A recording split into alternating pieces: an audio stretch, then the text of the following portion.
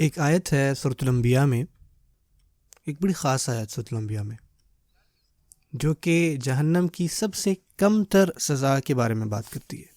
سب سے کم یعنی سب سے کم اور سب سے آسان عذاب بتایا گیا ہے کہ جو شخص ہوگا وہ اس کو آگ میں نہیں پھینکا جائے گا، بلکہ ان کو صرف اس آگ کی جو لو ہے، گرم ہوا ہے، وہ چکھائی جائے گی۔ عربی میں اس کو کہتے ہیں لفحہ، لام کے ساتھ لفحہ، لیکن اس آیت میں لفحہ نہیں آیا، بلکہ قرآن میں وَلَئِن مَسَّتْهُمْ نَفْحَةٌ، نون کے ساتھ، اور نون کے ساتھ مطلب ہوتا ہے کہ جو ٹھنڈی ہوا ہوتی ہے۔ اللہ فرماتے ہیں کہ وہ لوگ جو ہیں وہ نفحہ کو محسوس کریں گے، اور جہنم کے اندر نہیں، باہر، ابھی جہنم میں نہیں گئے، ان کو صرف ابھی ہوا ایک لگی ہے، اور وہ ہوا بھی گرم نہیں ہے صحیح معنوں میں، بلکہ ٹھنڈی ہے۔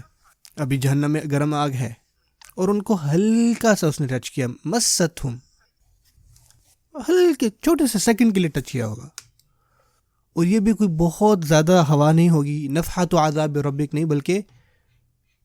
بلکہ نفحۃ من عذاب ربک، من تقلیل یعنی قلیل کے لیے بہت تھوڑی ہوا، ان کو صرف یہی سزا دی جائے گی، اس کے علاوہ کچھ نہیں ہوگا۔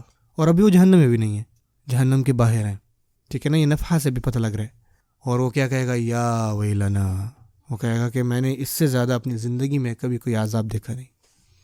وہ سوچے گا کہ میں جہنم کے سب سے بدترین گڑھے میں ہوں۔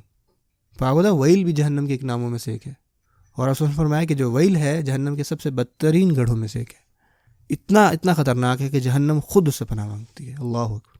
اور وہ آدمی سوچے گا کہ میں ویل میں ہوں، یا ویلنا، ابھی اس کے اندر بھی نہیں گیا۔